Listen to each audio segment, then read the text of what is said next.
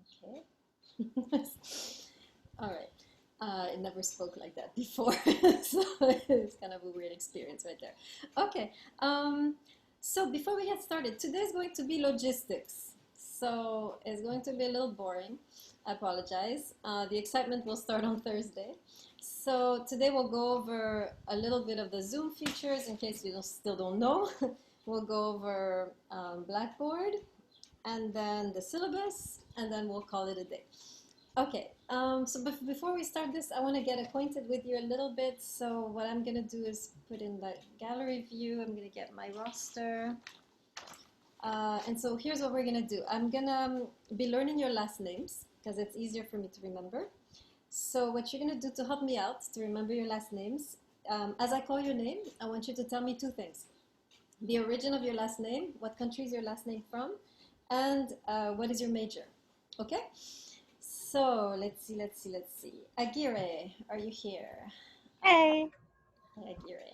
So your name and your major. Tell me a little bit. so Aguirre, that's right. Well, that's the English pronunciation because we don't do the Spanish pronunciation, but it's my dad's name from Uruguay. And I am a psychology major. Okay, very good. Welcome. Balde or Bald, I don't know how to say it. Bald. Usman Balde, Balde, very good. Balde, where's your name from? from Africa, Guinea. Which country? Guinea, Guinea. yeah. Okay, thank you. Awesome. And your major? Political science. Political science. Okay, very good. Okay, Brun. Brun. Are you here, Maya Brun? Brun. Brun, Ah, yes. you are Brun. Okay, Brun. Where's your last name from? Oh, where is it from? Yep, I believe it's French. yep, me too. Good. How do you have a French last name, Maya? Wait, why do I have a French last name? Yep. Both of my parents are Haitian, so I guess that's right here. Got it. Okay, very good. Carucci is not here yet, but he's Italian. Castillo, are you here? Hi, Professor. Um, my last name's from, well, it's Spanish, but I'm from like the Philippines, and my major is sociology. Okay, very good. Excellent. Durand or Durand, I don't know. Hello, Professor. Hi. So what's the question? What am I answering? Your last name, where it comes from. First of all, how to pronounce it, and then your major.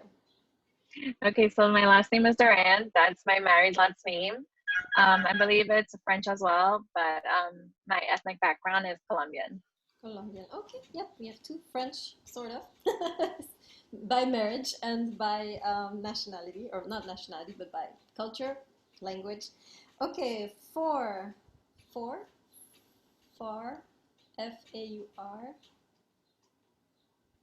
Andre Four, you there? Okay, skipping. Gallagher. Hello. Hi, Gallagher. My last name is Irish, very Irish. And I'm a theater major. What theater? Okay. Yep. How did you do during the pandemic with your theater major? Oh, it's stupid, honestly. It's not fun. It's all on Zoom. Yeah. Okay, Greer or Greer? Yeah, it's Greer. It's also Irish. It stems from McGregor. Okay. And my major is TV and film production. Okay, great. All right. Hyder. Are you there? Nice. Yeah. Hi, Professor. Hi. I'm from Bangladesh and my major is applied math. Bangladesh, did you say? Yes. Okay, applied. Okay, very good. Hasim. So you said it right. My last name, it's from Guyana, and my major is psychology. Okay, very good. Mahalingam. Okay. Mustafa. Hi, my parents are from Bangladesh and my major is early childhood education. Okay, very good. Noor. Hello. My last name is Noor. It's from the Quran Sharif, the Quran, but I'm Bengali. My family's from Bangladesh, and I'm a computer science major. Cool. And what does your name mean then, Nor? Light. Light? Oh yeah, of Yeah. course. Yes. In the Hebrew, it's ner. It's almost the same. So very similar. Interesting. Okay, great. Peters. Peters. No. Okay. Ramcharan. Ramcharan? Ramcharan. Yeah, hi. Hi. I don't really know where it's from. I think it's Indian. I'm not sure because my parents are from Trinidad and my major is computer science. Okay, you should look it up. It's a really beautiful last name. I'm curious what it means, so that's your homework. Okay. Good. Sarkisian. Hi. The last name's Armenian. You'll find it in various spellings. For example, originally, I mean, Ellis Island always does its thing, right? Originally, it was like spelled with like a G and a Y, but then it turned into, you know what I mean? But some Armenian spellings also like keep the S-I-A-N. Whenever you see a yan sound in the name, or you see I-A-N, Y-A-N, that's always Armenian. That's a staple. And yeah, my major is pure math. Math also? Okay. Great. Sohan. Sohan, are you here? No. Stoval. Sorry. It's French, I believe, and I think it means stream. And my major is visual art. Okay, great. Another French. All right. Suku. Suku.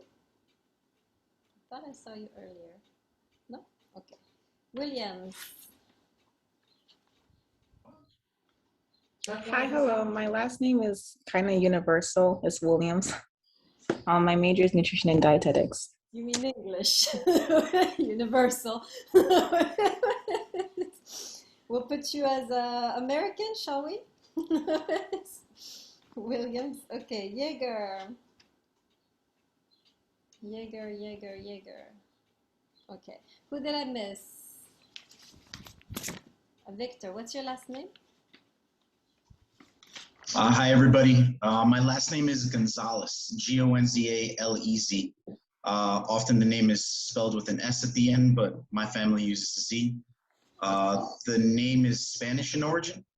My family is originally from the Dominican Republic, and currently I don't have a major. I'm just using this class to get my feet wet again, going back to school. Okay, welcome back to school then, Gonzalez.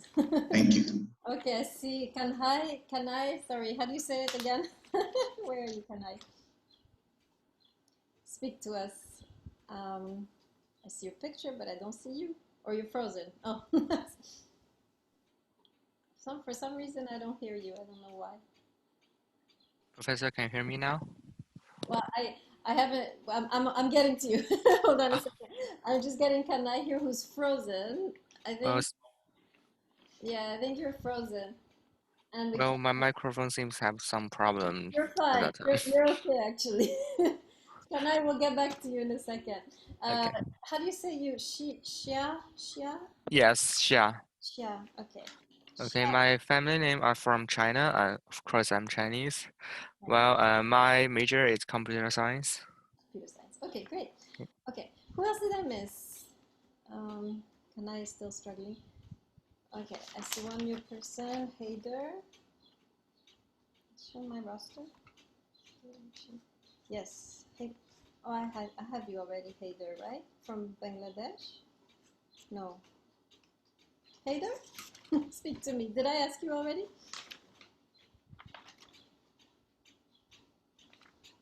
Haider, are you there? Okay, Haider disappeared. Okay, I think we're good. All right, so whoever I missed, we'll do at the end.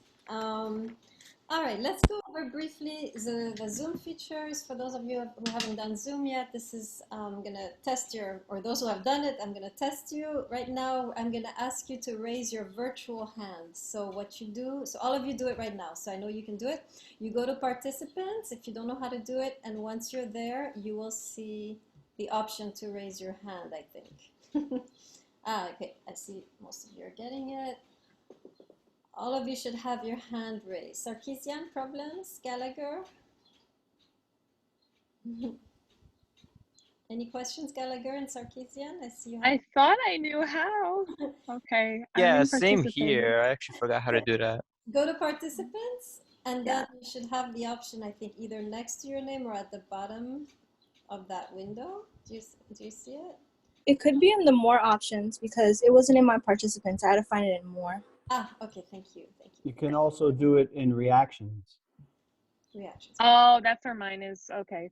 Yeah, I Great. found it there. Thank you. Awesome. Okay, great, good. You guys passed the test with flying colors. It used to take me 15 minutes to get people to do this. So you guys are already nice and prepped in the Zoom culture. Okay, you all know how to use the chat, right? If you don't want to, so there's two ways you can interject in the class, right? Ask a question or make a comment. You can raise your virtual hand, or you can put it in the chat, right? So that's at the, if you see the toolbar at the bottom, you see the option to chat. So you, what you don't do, if you want to say anything, is blurt it out. You don't do that, right? So you don't want to just blurt out what you have to say. You always first raise your virtual hand, and the virtual one, right? Not the real one, because I don't see you, right? Most of the time, I'm just seeing myself.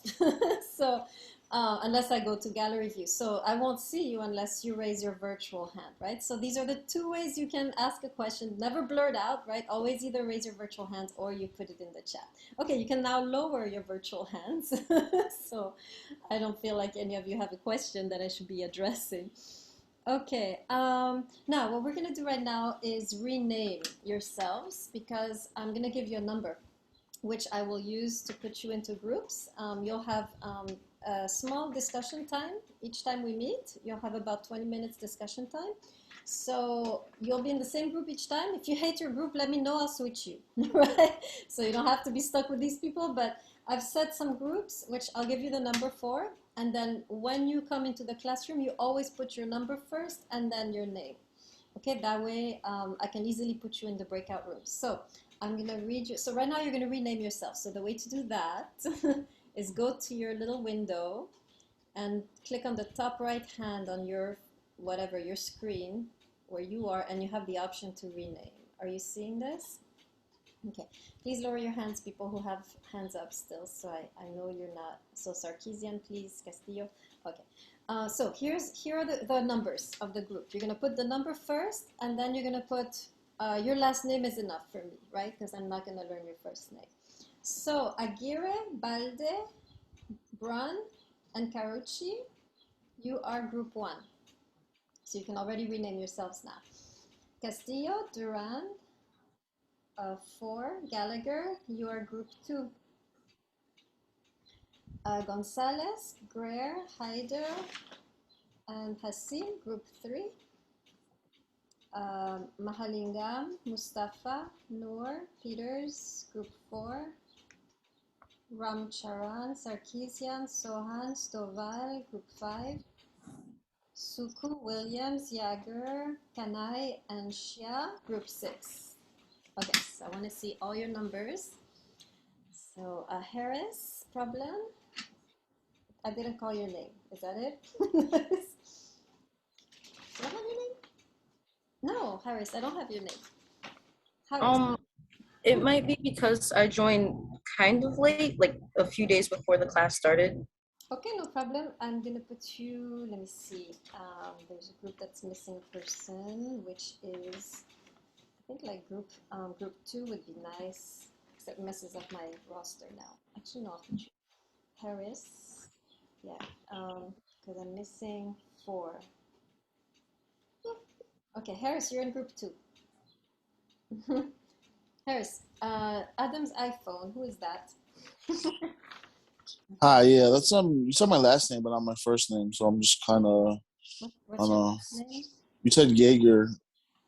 Oh, Jaeger, there you are, Jaeger. Yeah, Okay, Jaeger, please change your name, rename yourself to... I'm trying to. I don't Oh, know how to do it. okay. So you go to the top right hand of your screen and you see 3 little dots, and then Okay, I'm on my phone right now. Okay, but I see 3 dots. you can do it, you think, on your phone? I mean, you don't have to do it now. You just have to learn it now. So next time we can go over this. Okay, most of you have Okay. it. Good. All right, good. So just stay like that. Okay, good. We got that taken care of. So now each time you come in the classroom, right, you come in with your number. Please don't forget your number. I don't want to have to. I don't have to go over these numbers each time. Good. All right, Blackboard. I'm gonna briefly share my screen, and we're gonna go to Blackboard so everybody. Quick question. You said that I was 6, correct? Because I see everyone has 5s, and I'm like the only person who has 6. So. Williams. Or no, I'm a 6. Oh, okay. Okay, because I thought I was the only one. Is there another 6 with you? Yeah, there should be Shia also is a 6, and Kanai is a 6. Yes. There's a bunch of you. Yes, and Professor, can you hear me now? yes, I hear you. Who are you? Kanai. Great, Kanai. Okay, welcome, Kanai. Thank you. Okay, very good. Any other questions before I continue with the Blackboard? Okay. All right. Share the screen. I haven't done this in a while, so I hope I can figure it out. Okay. You guys see my screen? You see it, right? Yes. Okay. All right, I'm going to Blackboard right now, and I do not know how to. Whoa! Oh, there you are. Stuff.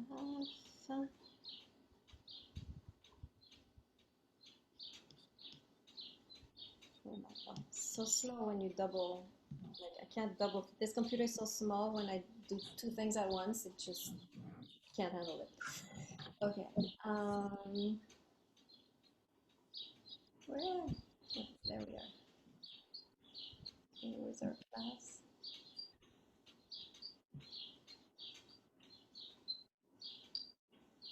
Okay. This is how it shows for me. Probably similar to you, right? Announcements. You'll get here.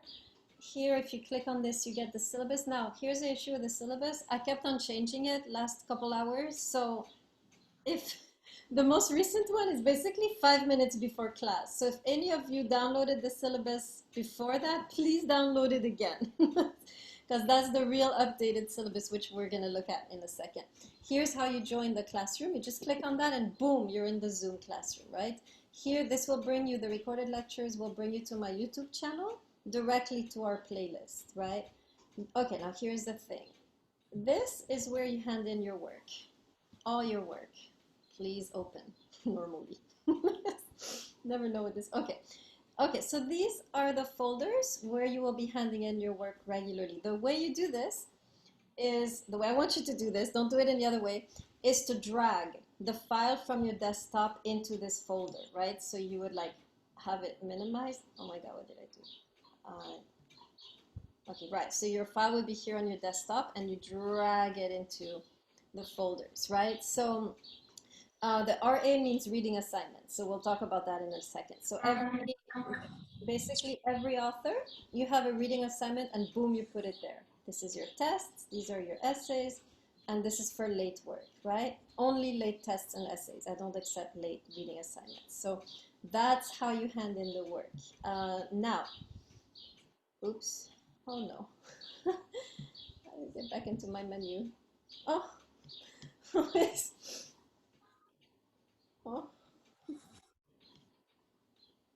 my God. Here we are. Okay, back to our class. Yeah, my computers really cannot handle this. Okay, it has, oh, because I minimized, I see what I did. Okay. No? I cannot find the menu anymore. I'm sorry. I don't know why. Go to home and then you'll see all your classes and then you can reopen the page menu. Here. Okay. Your grades brings you straight. The grades is only your test grades. Okay, I'm not going to put anything else because the rest you can calculate yourself. These are the texts for the class. So now, so this part here, technically you should buy the books, right? You don't want to use this here. These texts that I, where are they? Yeah. So you have them here too, photocopies, really bad photocopies from my own textbooks, right? This is an emergency use only, right? Suppose you ordered the book and it didn't come on time and you have to do the work, right?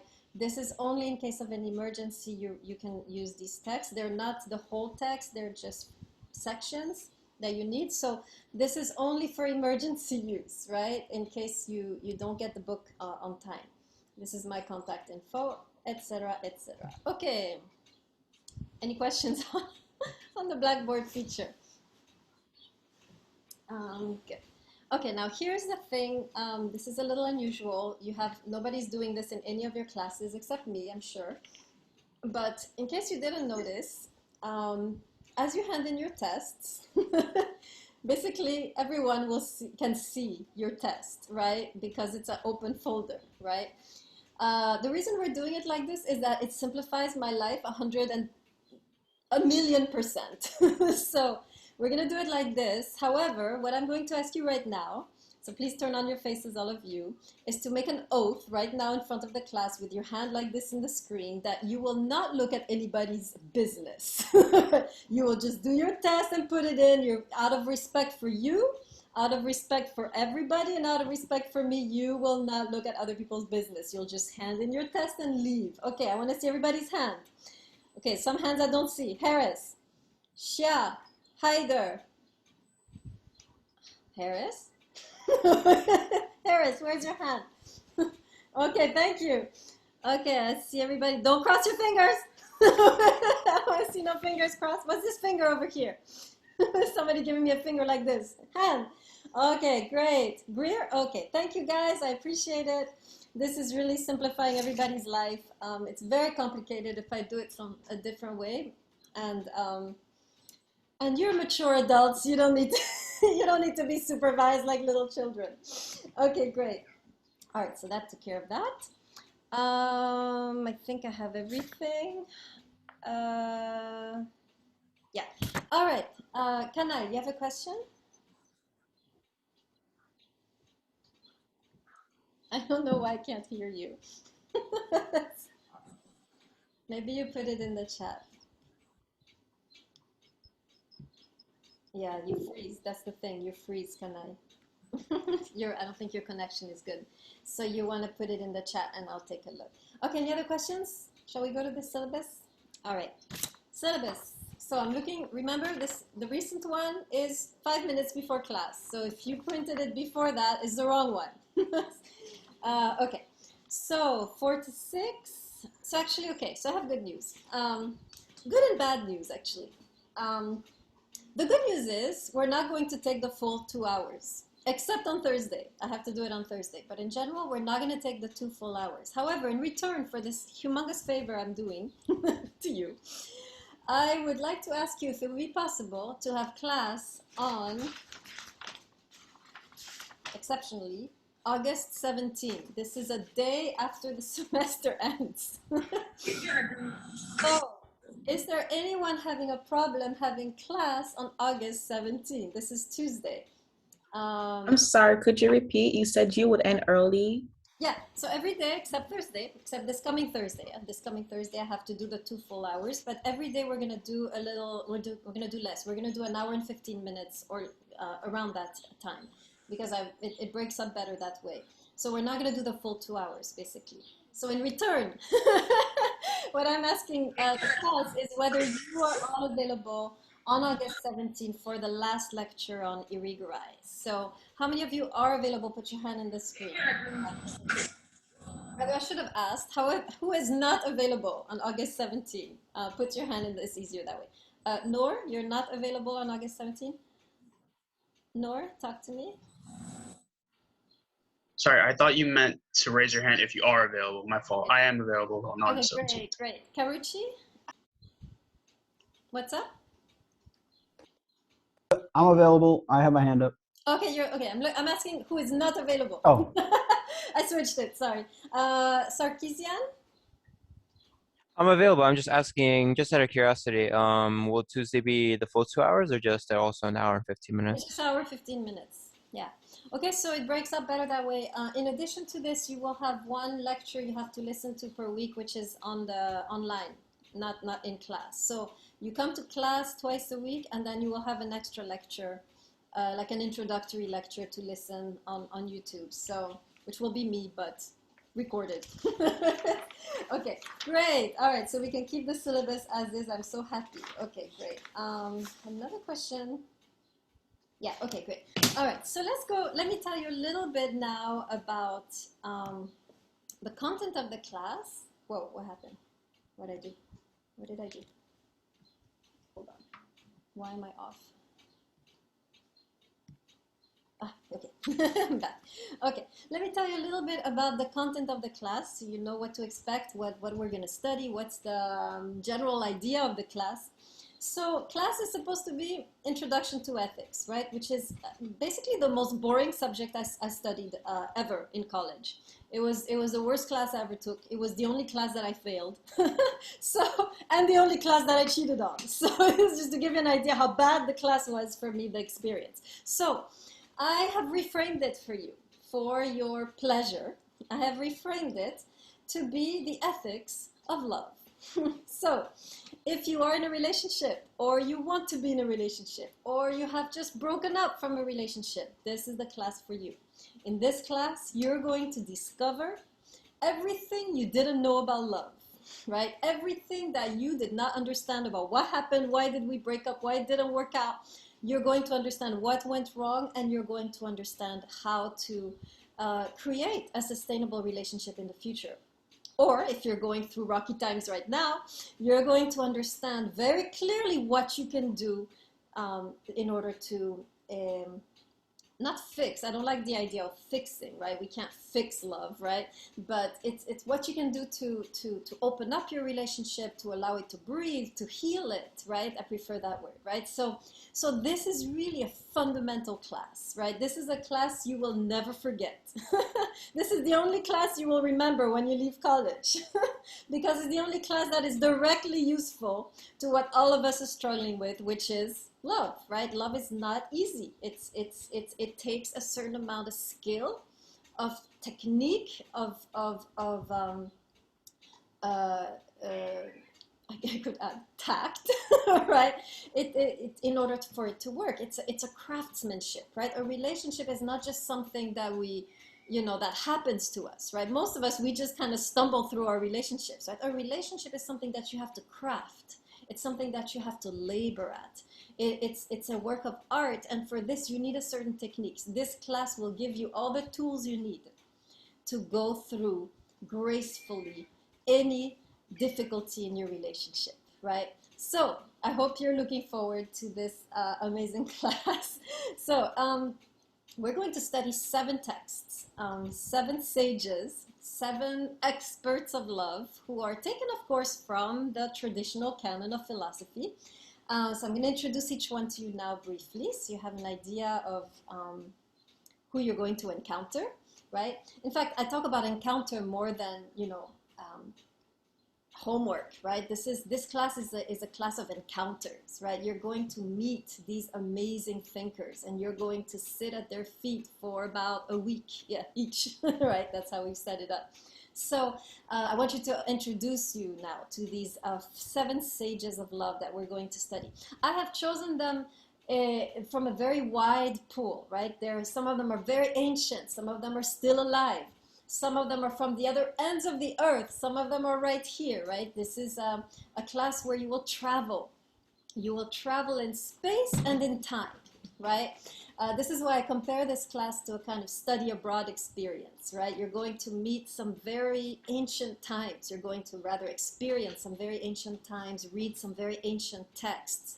And you're going to also break the barrier of culture. You're going to go into radically different culture than what you're used to, right? Cultures, right? We're going to study cultures from the Middle East. We're going to be looking at the Persian Empire. We're going to be looking at Europe.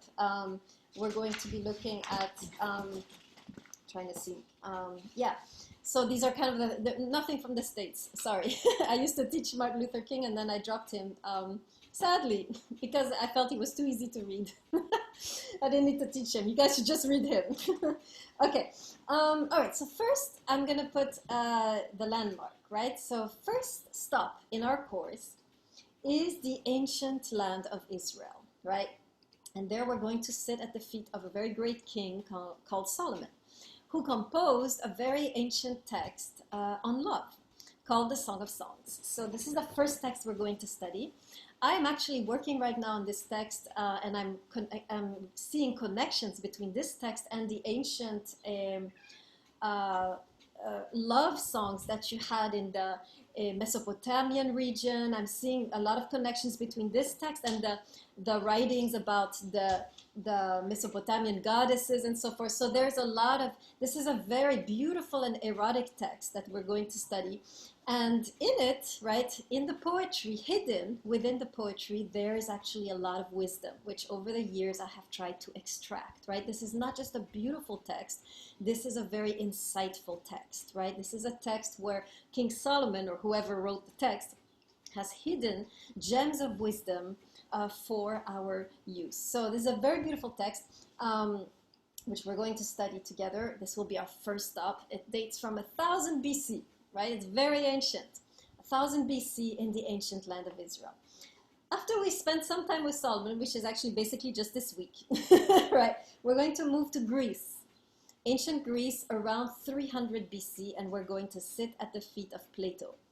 And Plato wrote a beautiful work called The Symposium, which is a terrible title because it is an absolute mistranslation. The real translation should be drinking party, the drinking party, right? And at this drinking party, Plato is going to write to us how all of a sudden the people who were at the party decided, let's stop drinking for a second and let's do a competition of who will make the best discourse on love. So they all stopped drinking, and one by one, these amazing poets and scientists, whoever was at the party, the elite of Athens, right, was there. You had poets, comedians, scientists, philosophers, politicians, and all of them take turns discoursing on love. So we're going to read this discourse and learn from these guys. And towards the end, we actually even have a woman who finds her way into that and finds a seat at the table. This is Diotima. And we will also study her very unique perspective and how it contrasts, right, with the rest of these guys. Okay, then we will move in time towards the Middle Ages, 12th century AD, into the golden age of Islam. And we will be situated in the Caliphate of Baghdad, where Rumi comes from. Right, so here we will be studying an ancient Sufi poet. Sufism is a mystical branch of Islam. And so this poet, Rumi, wrote a number of amazing poetry on love. Of course, it's love between the human and God, right? It's kind of ecstatic poems to God, offered to God. But we are going to actually learn from these poems a lot about human love too. So we will have, this will be a very beautiful detour that we will do with a little bit of poetry, leave behind a little bit the philosophy and re-enter poetry, just like the Song of Songs. And then our journey will start going uphill with some more difficult texts. We'll be now entering the 18th century Europe and Germany. And our next text will be a very famous German philosopher, a very famous moral philosopher called Immanuel Kant. And we will read his groundwork for the metaphysics of morals.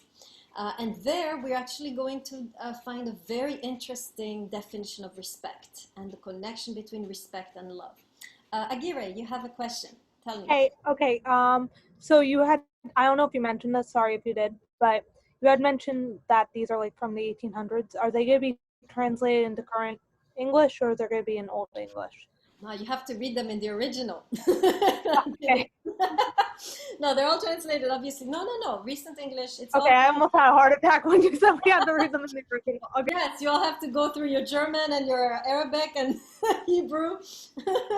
What, you don't know Hebrew, Arabic, and German? What do they teach you in school? No, working on it, not yet.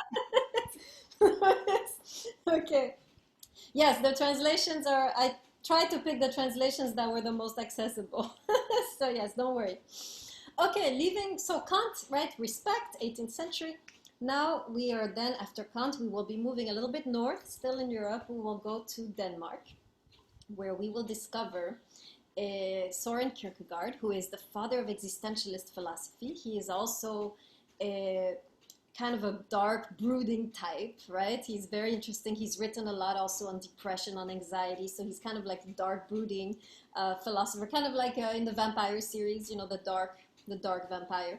What was this called? This Moonlight. Remember? What's this? You guys saw this, right?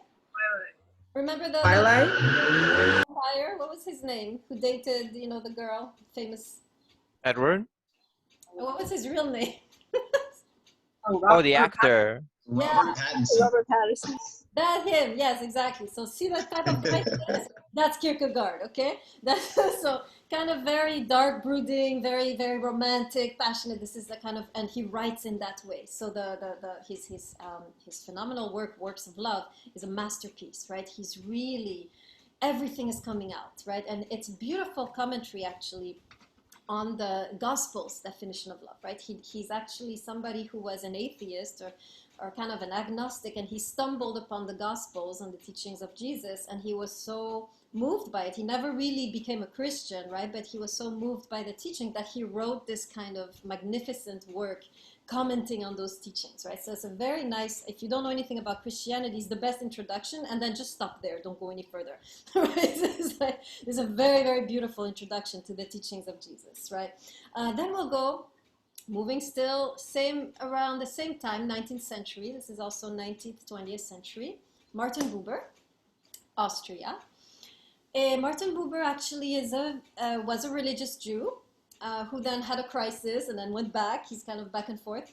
And he wrote a beautiful text called I and Thou, I and You, where he's actually, the main issue of this text is how in our society more and more we are using each other rather than really valuing each other as human beings. Most of our relationships are relationships where the other is convenient and we use each other without a second thought, right?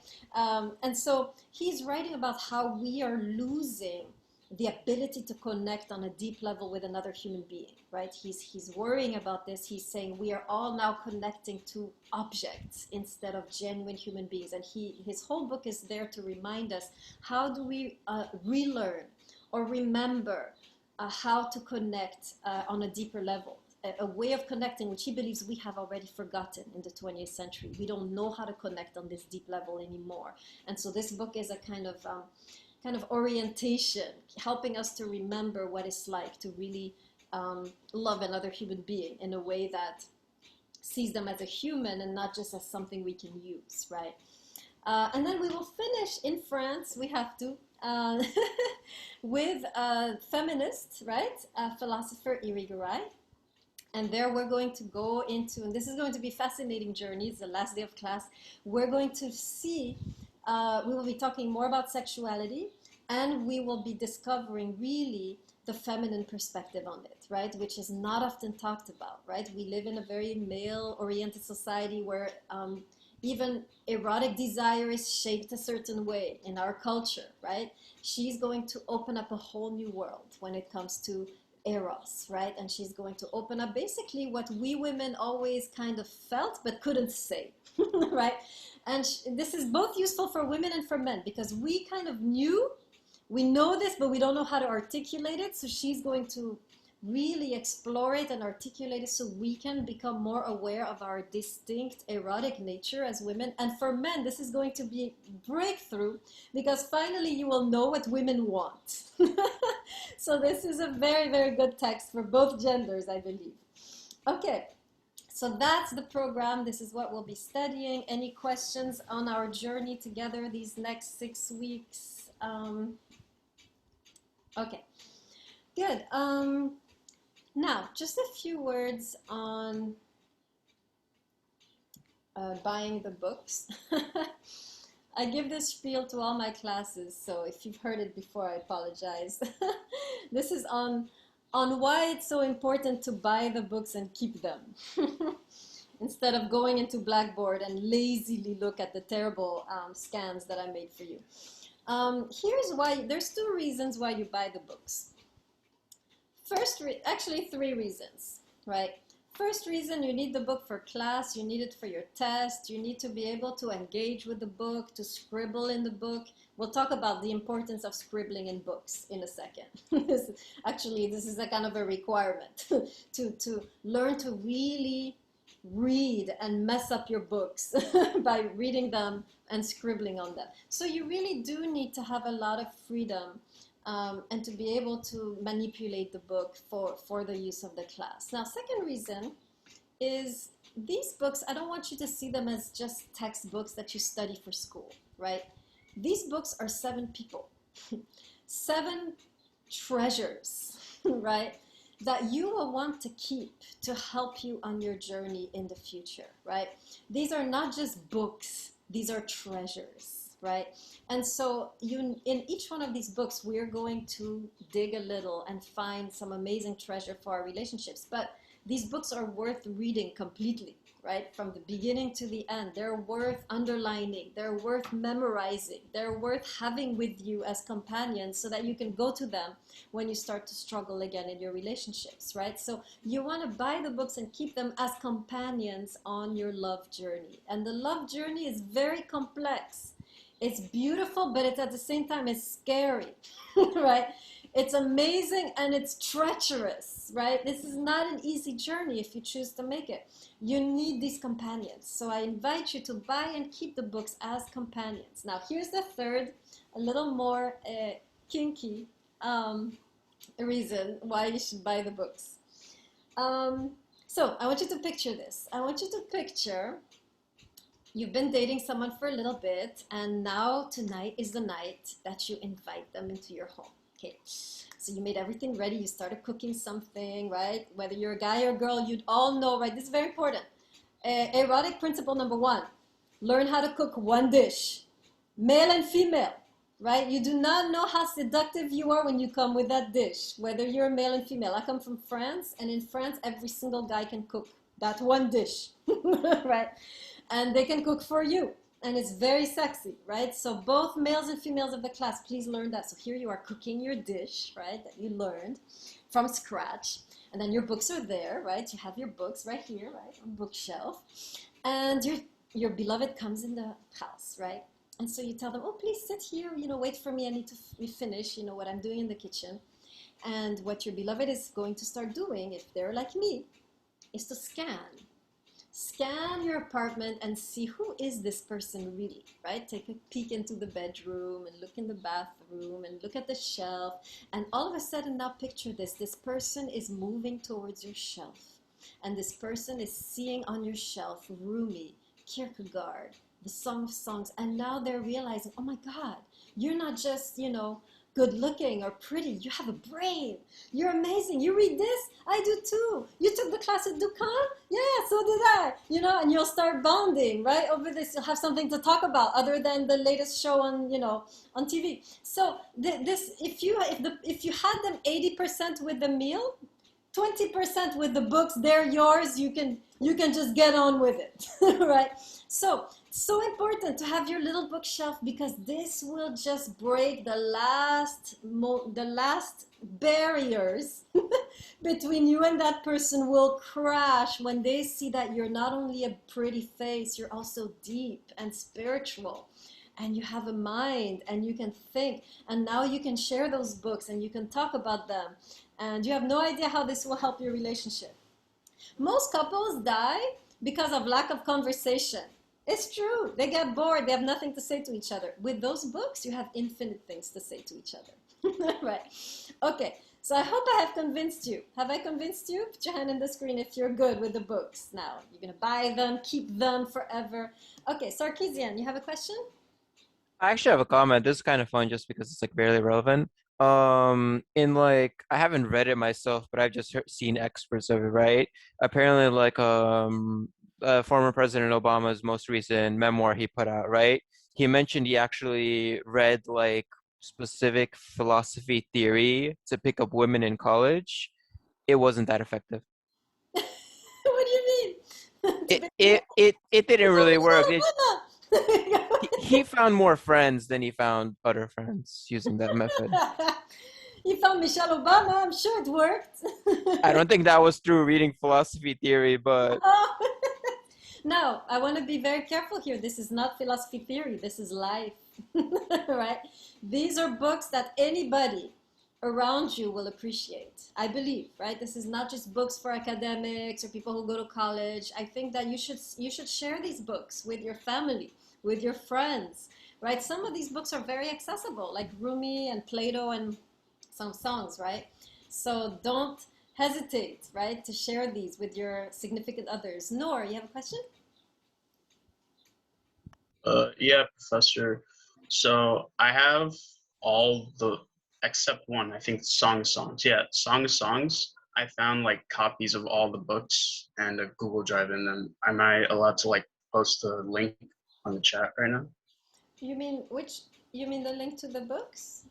So like I have a Google Drive that has all the PDF versions of all the books except for Song of Songs, because Song of Songs I can't find. So I was just asking your permission to post a link of it. You're backfiring everything I just said. Sorry. I just said buy the damn books and he's saying here are the books online. But sure, go ahead. You can post it, no problem. All in all, if you read the books, I'm happy, no matter what form, right? But ideally is to have them in your life, right? Not just on the computer, in your life, where you can see them and remember them. Okay, but thank you. Yes, Noor, go ahead and share your link. I wonder, you have all the books, like, can I take a look at this? Yeah, of course. I wouldn't mind you looking at it to see if like they're okay for class, you know? So what did you do? How did you do this? There are websites that have Oh, PDFs of these of many different textbooks and such. The excellent. only book that I couldn't find was Song of your version that was listed in Blackboard, Song of Songs. I couldn't Yeah, find a version and of that. also I'm a little worried. Did you get the right versions for the other books too? Because the page numbers are gonna change otherwise. You see what I'm saying, Nora? Yeah, I get what you're saying. What do you know if you got the versions that I put on the bookstore? I don't think they're the versions that you put on the bookstore. So yeah. So y'all, please ignore this. Please ignore this link because you're going to be completely lost when we start to. Because what I do in class when I'm lecturing, I'm saying, okay, here's page 50, whatever. Let's read this together. Underline this, and I'm commenting. So you won't be able to follow if you don't have the right editions. If some of the editions coincide, go ahead. But ideally, of course, number one, buy the books in flesh and blood, right?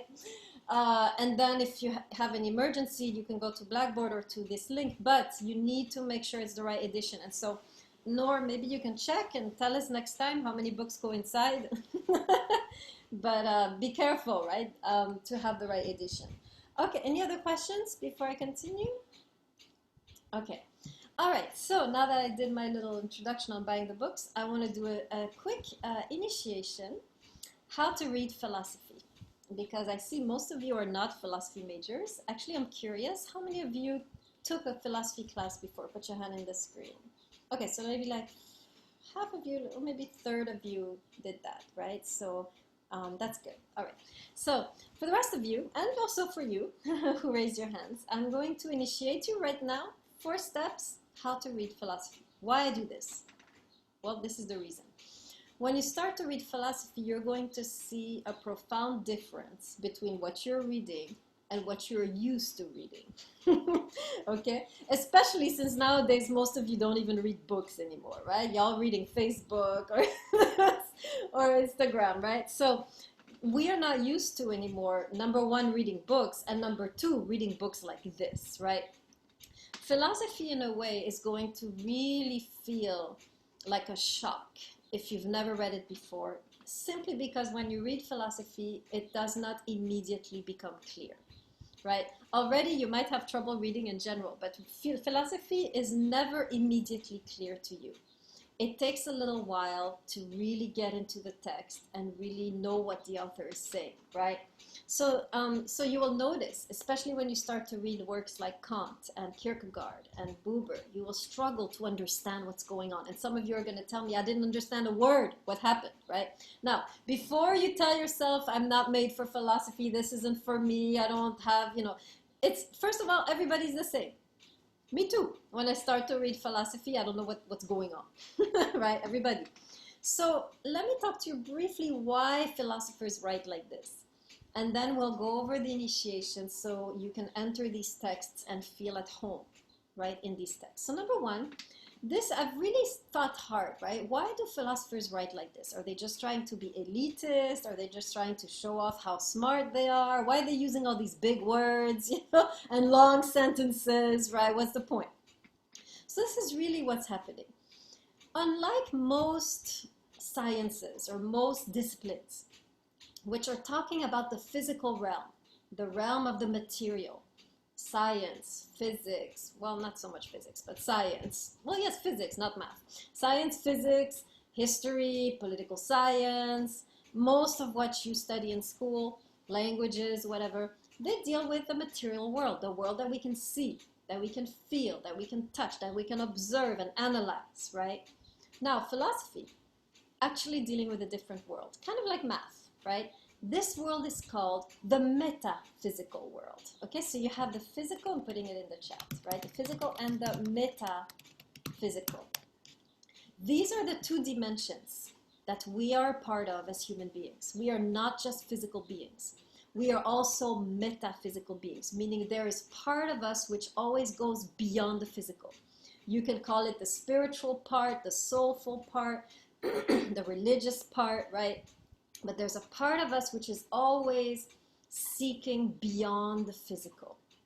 Two of you here are math majors, right? So you know what I'm talking about. This is the same thing. It's a desire to pierce through just the matrix of reality to see a deeper reality, right? Now, philosophy, very similar to math, is exploring this deeper reality. And when you're trying to talk about a reality which is not physical, with a language which is actually supposed to only describe physical realm, you're going to have a problem. How do I describe to you something which is beyond description? How do I talk to you with words, physical words, to describe something which is beyond words? This is the struggle of every philosopher, and this is why they're trying to put words on things that cannot be said. And so they struggle to find the right words. Sometimes they even invent new words, right? We see this. Sometimes they stretch the language, but you can see that the effort is laborious to try to explain to you something that is not easy or that is not visible, that is not clear, right? So this is why many philosophers actually chose poetry. And we see that in this class. We're going to study quite a couple texts, which is they choose poetry because it explains better, right? But if they're going to choose ordinary language, it's going to be laborious. And you can see, you can feel their struggle as they're writing in the way that you are struggling to read, right? So anytime we struggle to read, just know that the philosopher himself or herself is struggling to write. That's why philosophy is so hard. Am I making sense? Put your hand on the screen if you follow. Right? So this should help you at least understand where these philosophers are coming from. They're not trying to be elitist. They're not trying to put you down. They're not trying to be smarter than you, right? They're themselves, they're seekers in a realm which is very difficult to explain, and they're struggling. And this is why the language, when we read, we are also struggling, right? So now to help you feel at home in this environment, because it's not easy to feel at home when you're in front of a text that you don't understand, right?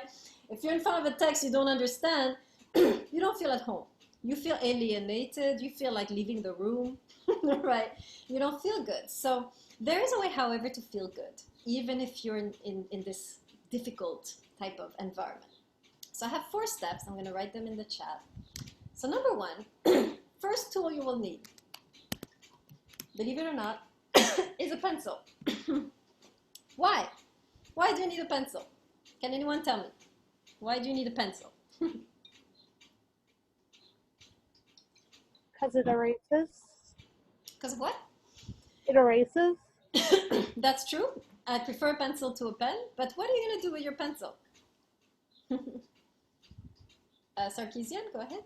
Oh, actually, real fast on that point, I'll actually say I like pen better because you can still see your past mistakes. You just cross it out. But I think from some studies they show you can memorize or remember things better if you write them down physically instead of just like typing them or whatever like that. Okay, good, right? This will help you. The pencil is there really when you're reading for you to mark. This will actually help you remember better. Yes, using the pencil to circle or to write a little thing in the margin. Actually, now that I'm next to my books, I can show you maybe a book that I've read, which is full of, I'm trying to find a good book where I read and it's like, maybe this one? Oh my gosh. I'm trying to illustrate a book which I've written in and I can't find one. Oh, here. I guess I'll use the philosophy books that we read. Kierkegaard. Okay, this is our Kierkegaard. You see? Can you see good? Yeah. So you see how I've underlined, circled, put little stars, exclamation point, right? Every single page is like this, right? I have a big parentheses there. This is our text that we're going to be studying. Here's another one, right? Same. Oh, it's the same page. Right, here's another one where I'm like writing and then circling, and then sometimes I write in the margin, what does this mean, or I love this, and so forth, right? This is how I want you to read. This is why you need the physical copy of the book, right? You want to read proactively. You want to be engaged in the text. You want to be like, oh, I don't get this. Oh, I like this. Oh, this is nice. Oh, exclamation point. I need to go back to this. This is a great idea, right? A great quote. You want to, this is how you read in a way that this is your navigation. This is your hatchet in the safari, right? In the forest, right? This is how you break down the text so you can digest it, right? So even if you don't understand everything, you underline what you do understand. Even if you don't like everything, you circle what you do like. And at the end of the reading, you'll see that, oh, I got a lot out of this reading, right? I wasn't just sitting there, trying to get through this text, right? You're actually really doing it like an explorer, right? You're trying to find the gems that work for you and you're circling them and retaining them. Okay, so that's the first thing you need is a pencil. Number two, and this one is something you will never learn or no one will tell you also in any class. I want you to read in a certain spirit. I want you to read in a certain way. I want you to read in a spirit of enjoyment. So this is very important. If you don't enjoy something, you're going to be bad at it. Let me ask you this question. How many of you had a class which you really did bad in? Put your hand in the screen if you had a class that you really, yeah. Now tell me, did you like that class? Put your hand in the screen if you like that class. Okay, so half of you put your hand down, right? In general, when we suck at something, it's because we don't like it, or maybe we don't like it because we suck, I don't know. But in any case, they're connected, right? When you hate something, you cannot receive it, right? You will remain shut off, shut down. And so when I tell you read with enjoyment, enjoy it. What I'm telling you to do is to open up. What I'm allowing you to do is to open up and receive. If you're reading in a state of tension and stress and hatred and I don't want to do this and I hate this book and I hate everything about, this, then it's not gonna go in. It's pointless. Don't read. It's better you don't read, right? So when you read, I want you to sit down in the favorite moment of the day, right? Maybe it's early in the morning when everyone is sleeping. Maybe it's late at night when everyone is sleeping. Maybe it's in the subway. Maybe it's at the beach, right? You pick the best moment. You make a little cup of coffee. Now you're relaxed, right? Now you take your book and you're like, I'm going to read. And remember, you just need to read. You don't need to understand. All I'm asking you to do is read, experience. Right? Most of these texts, by the way, you won't understand until you come to class the next day, right? So I'm not expecting you to understand. I want you to just experience what it's like to be in the presence of a great mind. So even if you don't understand a thing, enjoy not understanding. Ooh, I don't understand anything. How fun this is. Ooh, I like this. This makes no sense and I'm loving every moment of it. Okay? That's how I want you to read. Don't be sitting here, this makes no sense and I hate this, right? No, you should be like, ooh, this makes no sense. It feels so good.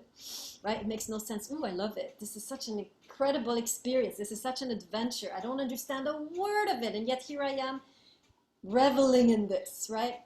So always read with enjoyment. I am so serious about this point too, that for those of you who are slow readers, I prefer you read less and enjoy it and stop when you stop enjoying than to push and try to read the whole thing, right?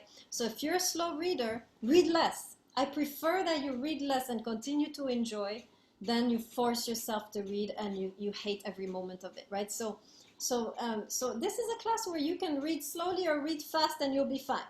Main thing is you need to understand what I say in the lecture, right? But the reading is really for you to really experience the text, get acquainted with the author, and I prefer you read less and enjoy yourself than you read the whole thing with hatred in your heart, right?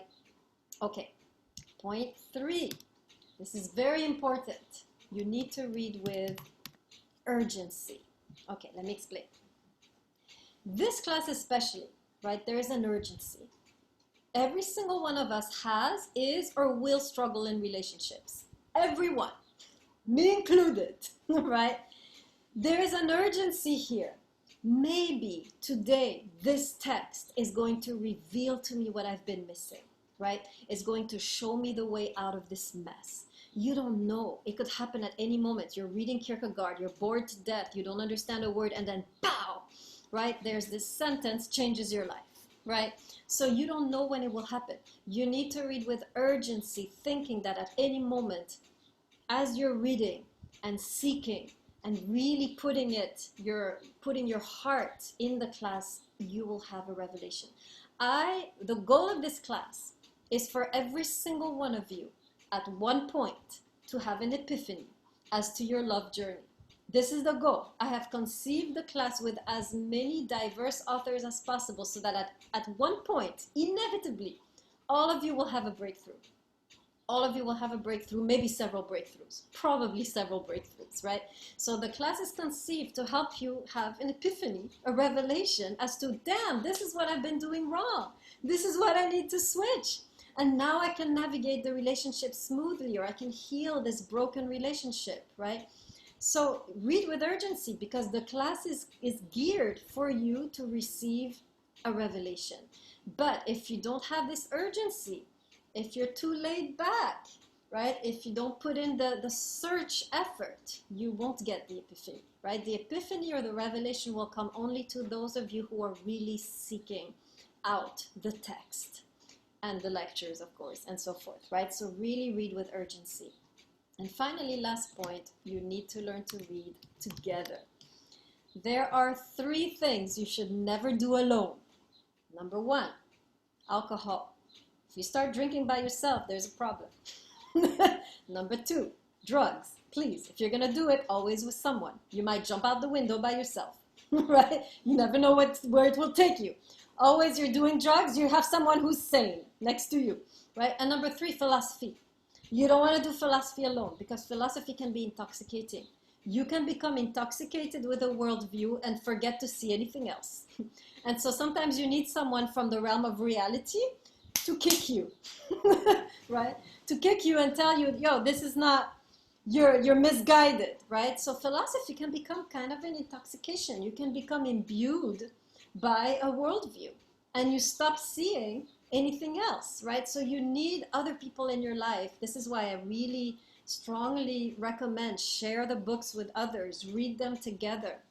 In this class also, you'll read them together, but always read with someone else so they can kick you back into reality if you need it, right? Okay, so that's the initiation. If you do these 4 things, you're going to be fine. The class will be a breeze, easy, right? You'll do the readings with joy and relaxation and kind of like an adventure, an exploration. And then you come to the lectures, and technically in the lecture, I clarify everything.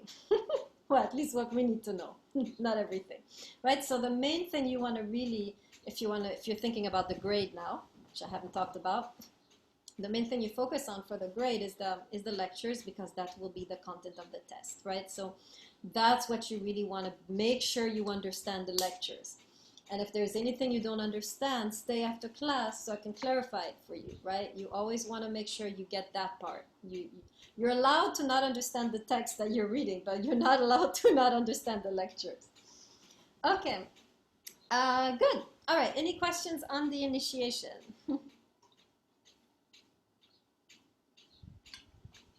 All right, let's get into the syllabus and go over all the work that you have to do for the class. Okay. Okay, so the class actually, I've conceived it that if you struggle with the material and say you get like C average in your tests, which is not likely, but no, maybe C or B average, but you want an A, it's actually possible, right? I've conceived the class that if you do the work, it's like your safety net. That if you have a B average, let's say in the tests, if you do all the work, boom, you get an A in the class. C average in the tests, if you do all the work, boom, you get a B, right? So the work that I give you, all this little busy work, is your safety net, right? In case you have an accident in the test, right? The busy work I'm giving you also is there to ensure that you are with us, right? It's very easy to kind of like lose, it's easy to kind of jump off the boat. We're on a boat, right? And you kind of lose and you don't, and then you have to catch up. It's not good, right? So the work is there to keep you on board, basically, right?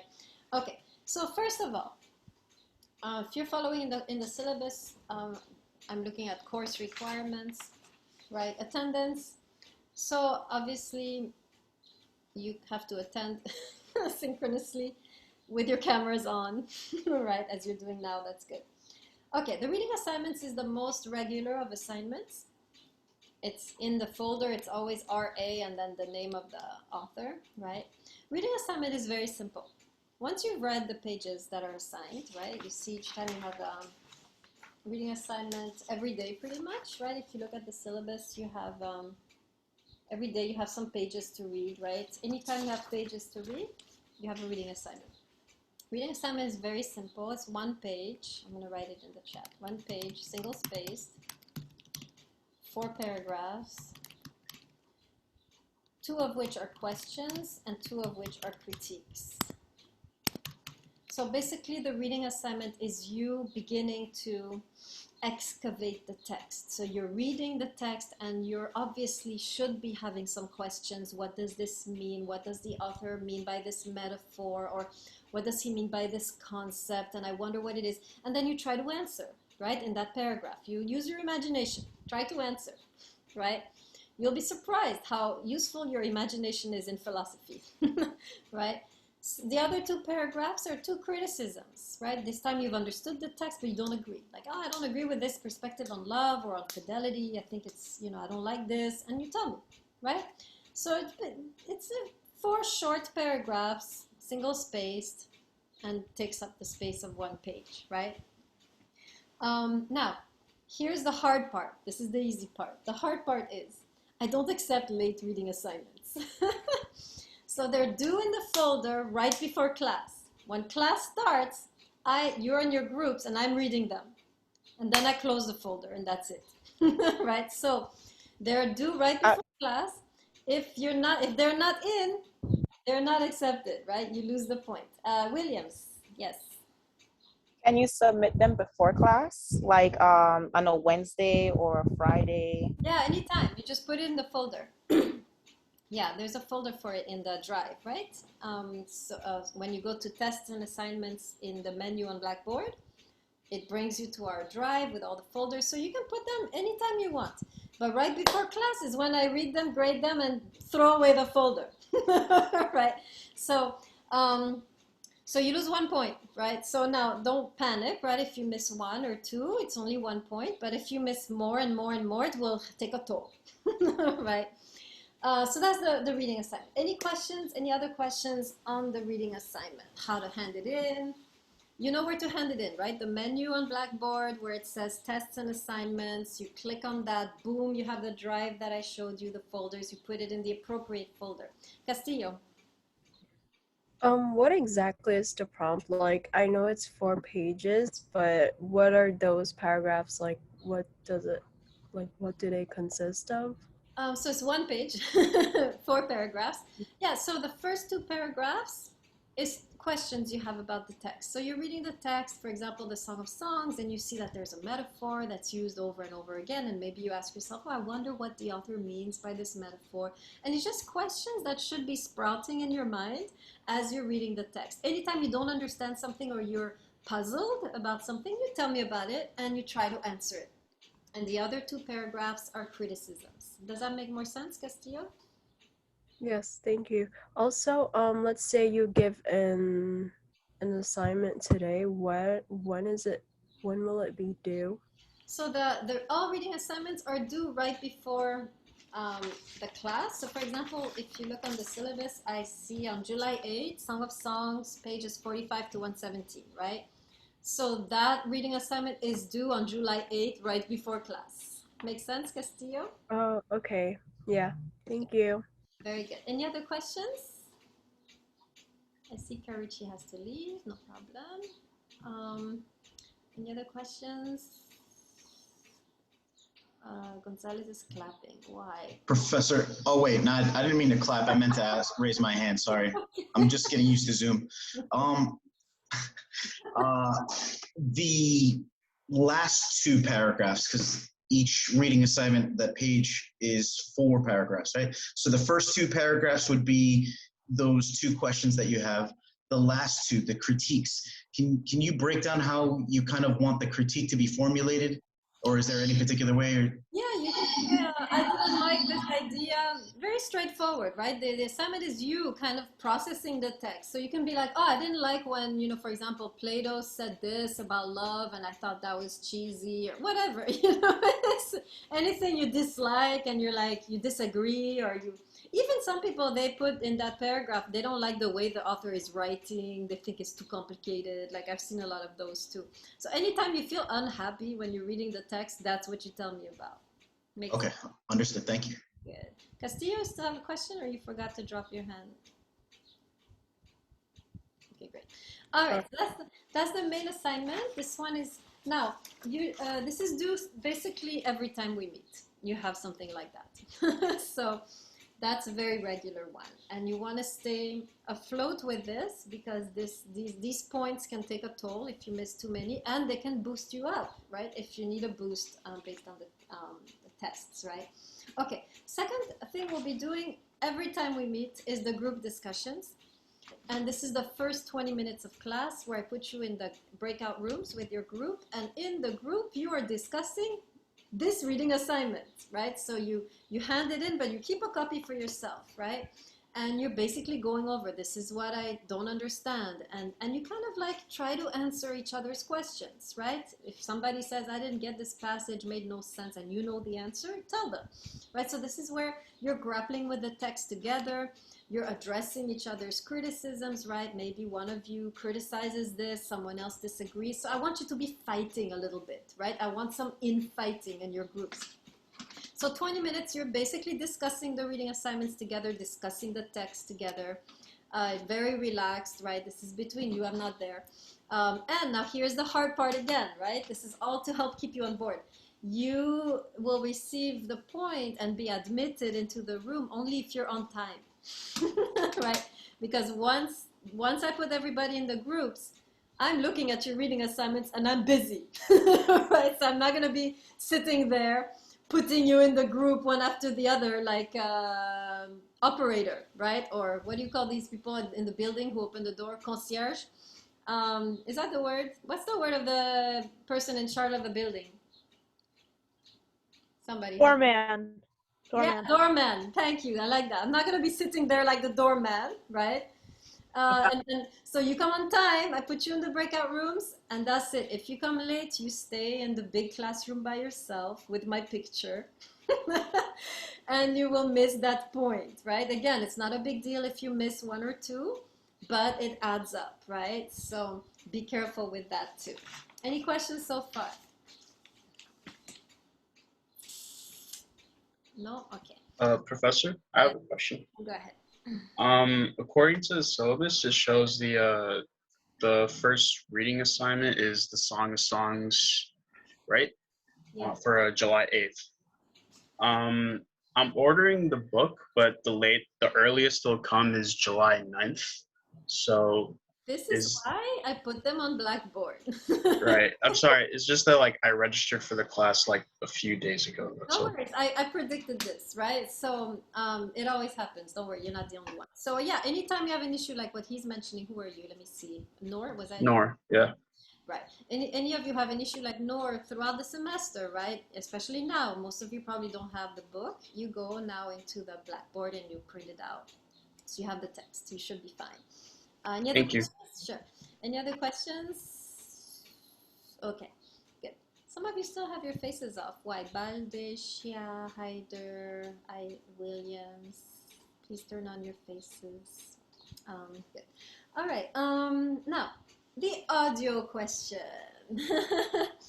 All right. So, anytime we have a new author, which is every week, I'm going to give you an introductory lecture to listen by yourself on our playlist before, right? Before the first text that we do by that author. You need to technically listen to this introduction before even starting to read. So you have some background, you can navigate the text better, right? So anytime we have a new author, which is every week, right? You first listen to this audio lecture, then you read, then you do the reading assignment, right? So in order to ensure that everybody's going to listen to my audio lecture, to my lecture, right? And I hate doing this, but it doesn't work otherwise. I have to do this. I have given you a little assignment based on the lecture, right? So this is called the audio question. All of the questions are here in your syllabus, on the last page. So for each author, you have one question. Solomon, what is the difference between wisdom literature and the rest of the Bible? Based on my lecture, you answer that question in a short paragraph and you hand it in. And I realize I need to put folders for that. So I'm going to put a folder in the Google Drive so you can hand them in, right? So these need to be in before the first day of class that we do on that topic every Tuesday. Except this Thursday where we're doing Song of Songs, right? So every Tuesday, you know you have an audio question to do to make sure, so that I know that you've listened to the lecture, right? And this is also one point. And again, late, not accepted. So again, you can miss a couple, right? This is not too many points, but again, it adds up, right? Be careful with that. Any questions on the audio question? You all see in the syllabus where I put all the audio questions? Put in your hand in the screen if you see where I put it in the syllabus. Okay, so most of you know where we are. Okay, so you just, every time we start a new text, you know, it's always the same thing, schedule, right? You're gonna listen to the audio lecture, do the audio question, reading assignment. That's every week, same thing, right? Let me put it in the chat. Just remember this sequence, right? Every week, you wanna first listen to the YouTube lecture, right? Number 2, do the, I call it audio question, whatever. It used to be an audio, that's why. Number 3, read. And then number 4, do the reading assignment, right? That's the schedule. Every weekend, basically, right? Before the week starts, you want to do all these things, right? Okay. Any questions so far? You good? Okay. Professor? Go ahead. You Now, said that Noor, it's me, Nor. Noor, you need to learn how to raise your hand virtually. Can you do it right now? Oh, sorry. No. Go ahead, Noor. You said that the audio questions don't start for this upcoming Tuesday, right? Or Yeah, exceptionally this week, because you know you're gonna have an audio question due on Thursday, You see what I mean? So exceptionally, because it's messed up because of this introduction. But starting next week, every Tuesday, right? So, but this week, because we're doing Song of Songs this week, really quick, express version, right? You have an audio question due this Thursday. And then you will have one due next Tuesday, right? And Okay. I'll remind you, actually, I know there's a lot of busy work and stuff, but at the end of each class, I'm going to tell you, remind you of the homework for that day. So you'll have at least, right? You can at least remember everything you have to do. Castillo, go ahead. Where can we find the audio, like the YouTube lectures? So the YouTube lectures are going to be on our playlist. So if you go to the menu in Blackboard again, you will see recorded lectures. And you click there and boom, you'll be brought into our playlist where you'll have these lectures and all of the lectures we do here together will be there too in case you missed a class. So you'll have all of them in the same place. Make sense, Castillo? Okay, great. Other questions? Okay. All right, the tests. I think every 2 weeks you'll have a test. We'll talk more about the tests in a bit, but they are worth 15 points based entirely on the lecture. If you need some advice now as to how to begin to prepare for the tests, I would tell you 2 things. Take very good notes and follow when we read in the text, right? So 2 things that you will need to have a good test is quotes. The quotes that we study in class. So make sure you have your book with you when we're starting the lectures, and any quote I'm reading in class, you are underlining and keeping in mind for the test, right? So you will be using quotes from the books. So you need to be underlining and keeping track of these quotes that we talk about in class, and it will be based entirely on the lecture. So my advice to you is make sure you take very detailed notes.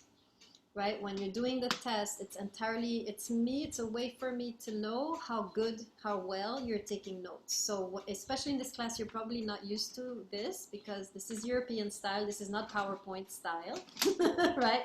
I'm not going to give you a dumb PowerPoint and then repeat it. I'm going to be talking a lot. There's a lot of material I'm giving you. And so basically, if you're not taking notes the whole time, there's something wrong. You're basically taking notes the whole time. That's the sign that you're going to do well on the test. You want to really take as much notes as possible so that you have as much material as possible. And then when you write the text, your answer is very rich, very complex, very developed, right? So that's the advice I'm giving you. 2 things, right? Make sure you have your books with you as we start, and you take note of the quotes we talk about in class, and take excellent notes, basically typing the whole time. Okay, I see a question by Kanai. The audio question for the 8th is already recorded. Yes, it's already recorded, and I'm gonna put it today on the playlist. It's in another class. Good. Any other questions about anything, the test? Okay. Okay, the essays. This is the fun part. Every time you have a test, you have a question. Gonzalez, go ahead. Professor, the playlists, there's a lot of them. Are they in some sort of chronological order? And I'm sure that you will, but are you going to give us the exact title of the playlist so that we're never confused as to which one we need to listen to? Yeah, I'm going to, as soon as I haven't started our playlist yet because I needed this video here that we're doing now. So once I have this video, I'm going to create the playlist, and then I think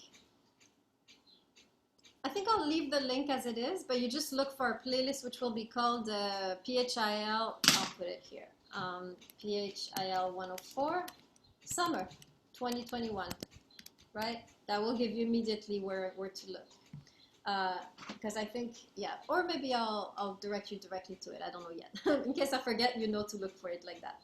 Yeah, so as soon as I have this lecture now, I'm going to start our playlist, and you'll have the introductory lecture also to Song of Songs. Anything else?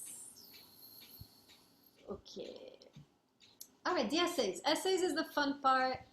Essays is you who is going to write me 1.5 pages single-spaced on your love crisis.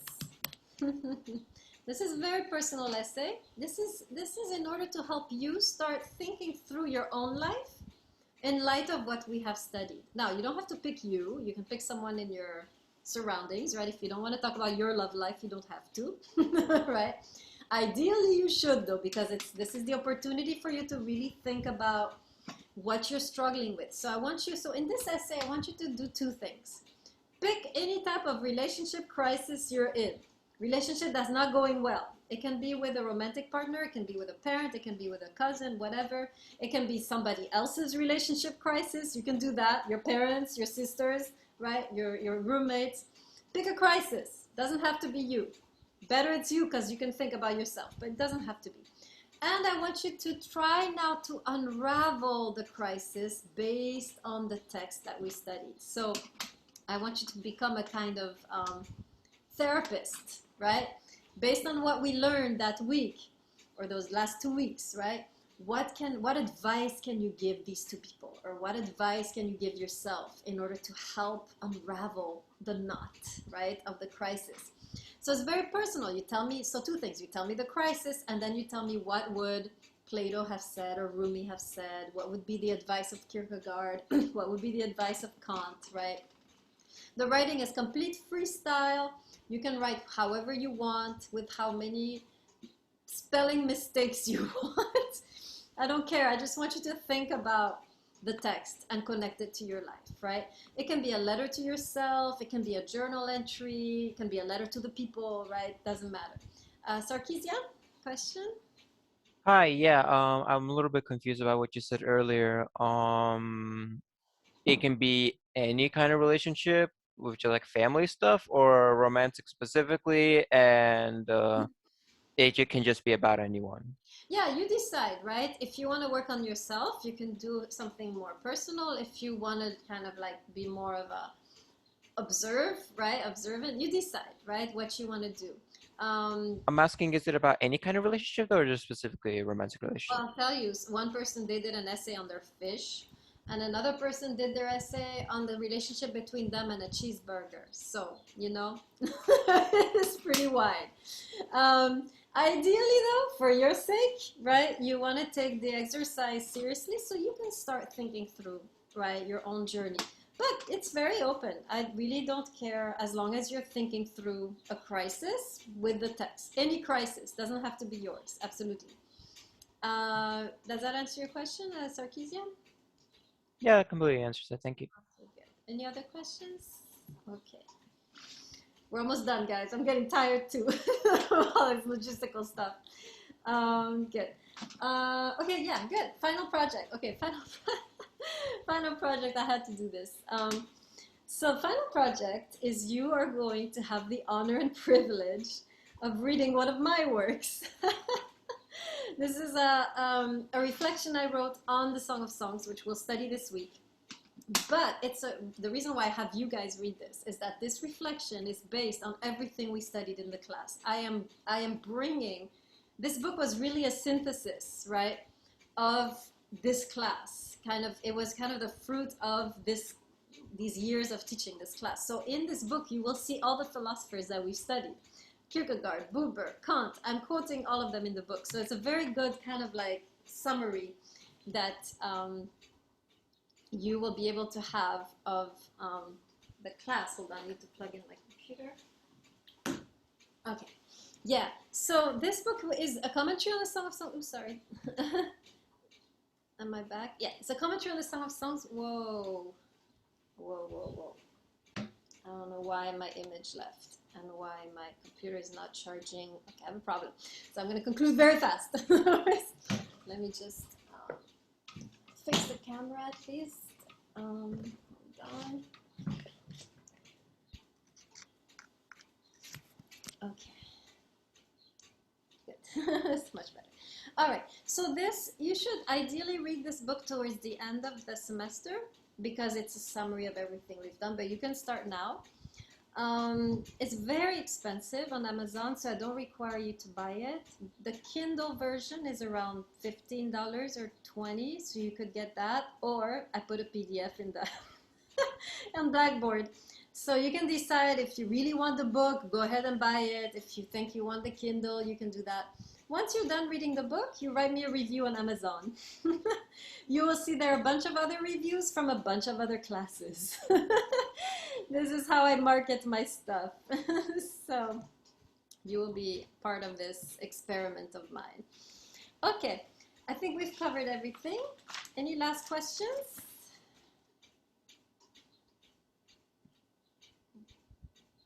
Castillo, is that a question? Professor, so I'm on the Google Drive right now for the test and assignments, and for some reason I don't see Solomon. Reading assignment, you mean? Yeah. Okay, good. I'm gonna put that there, and also the audio questions I need to put. Okay, I'll fix that. Yeah, thank you. Good. Anything else? Thank you. All right, so here's your work for next time. This week is a little more intense because we're doing the philosopher in the 2 hours, right, on Thursday. So we're gonna be doing the whole Song of Songs on Thursday. So here's what you need to do by then.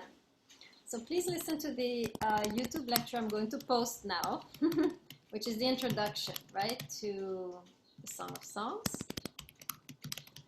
That's the first thing you do. So first thing, you listen to the YouTube lecture that I'm going to post after this class. Number 2, actually, let me put a reminder for me. YouTube Song of Songs, right.